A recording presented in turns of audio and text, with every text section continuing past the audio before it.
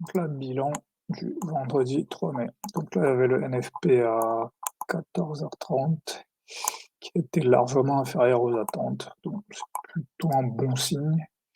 Ça pourrait, c'était une des conditions pour une baisse des taux édictée par Powell. Donc là, la veille, les earnings d'Apple étaient plutôt bons. Il n'y avait pas de earnings le vendredi. Donc la clé ici, c'est de repérer qu'on est dans un range. Il y a eu l'aube sur AJP test NIV-HB, mais ensuite il faut voir le range. Le prix a été testé le bas du range, et donc il devient très probable que le prix va aller tester le haut du range. En plus, il y a le FOMC qui est dovish, le NFP qui a été bien accueilli, qui font que le momentum est plutôt à l'achat. Le RB50 J0 vient confirmer ces éléments de contexte. Achat RB50 J0.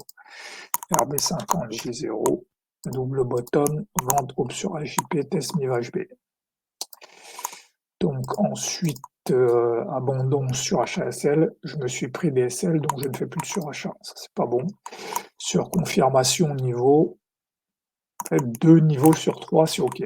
Rebond H lundi, rebond RB50 J0 et catalyse positif, ça doit être suffisant en fait. Ça aurait dû être suffisant pour ne m'être acheté. Donc ici à l'open, ça c'est un rebond, ça aurait pu indiquer que la hausse allait continuer. Voilà.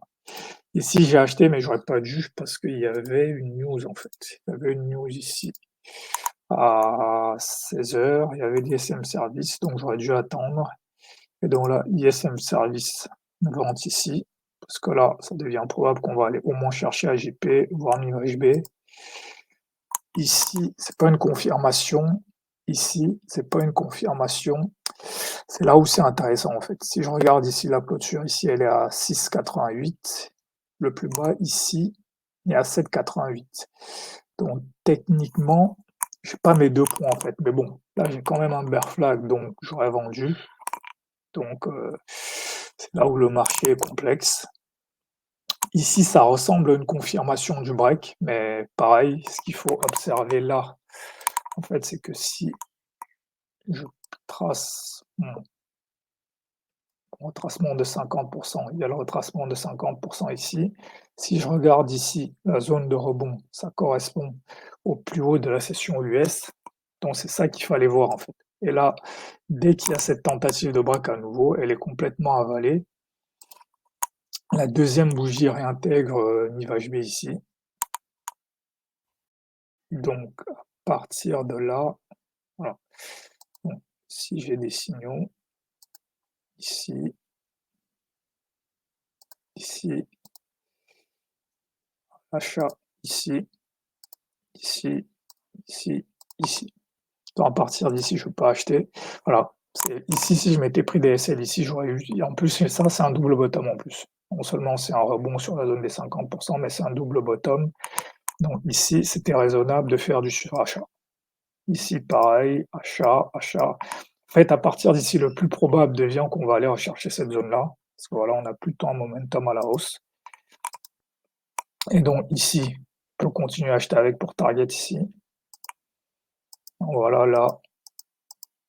Après, bon, c'est une chose que finalement le marché ne vienne pas chercher cette zone, mais c'est tout à fait raisonnable d'acheter ici, toute cette zone, acheter ici, ici, même ici à 19h45, continuer d'acheter. Donc c'est pas une journée spécialement compliquée. Voilà, il y a juste cette phase de baisse qui est invalidée. Voilà, c'est pas un problème. Tous les signaux peuvent être invalidés. Et ici, il faut juste inverser la position en se fiant sur le fait que là, c'est la zone des 50% qui est respectée. Le milieu du marou est respecté. Le haut de lundi devient support. Donc ça, c'est plutôt des signaux de continuation de hausse. Donc ensuite, si je me place au niveau de l'ensemble de la semaine, c'est un rendu. Voilà. On commence ici, lundi, par une phase de stagnation, on baisse. Mardi, mercredi avec le FOMC, c'est aussi une espèce de stagnation. On recommence à monter jeudi et vendredi, on termine en fait. Donc là, ce qui s'est juste passé, on est venu visiter le bas du range. Voilà.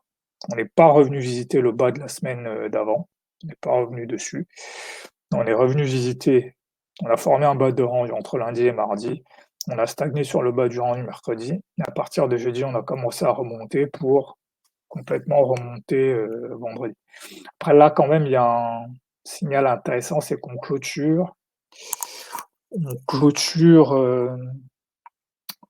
au-dessus du plus haut de la semaine d'avant, ce qui n'était pas arrivé, si je regarde là en journalier, c'était pas arrivé depuis un moment quand même, voilà.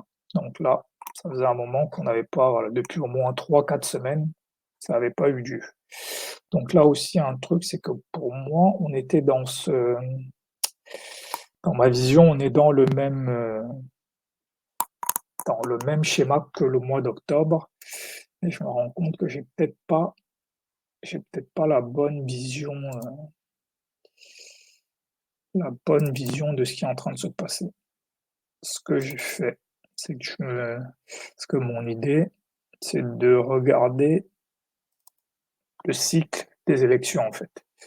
Et donc quand je regarde le cycle des élections, donc là, par exemple, je pars de 2008, c'est très ça arrive pas très souvent que vers le mois de juillet, ici il y a eu en 2012, voilà, le mois de juillet, le mois d'avril à mai, il y a eu une longue baisse, mais en général, vers cette période, il y a plutôt une phase de stagnation et ça a tendance à remonter dès le mois de mai ou même avant.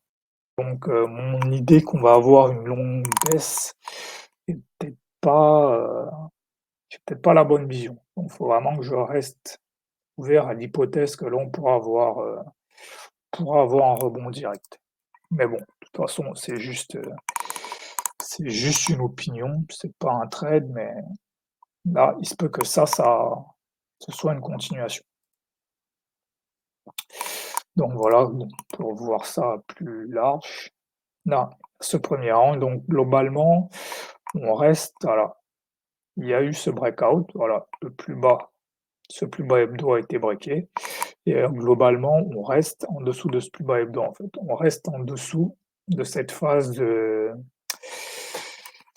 distribution. Donc, il faudrait vraiment qu'on réintègre cette zone et qu'on continue à monter pour que la hausse, pour moi, soit confirmée. Mais bon, ça ne change pas grand-chose à mon trading, c'est juste une vue d'ensemble.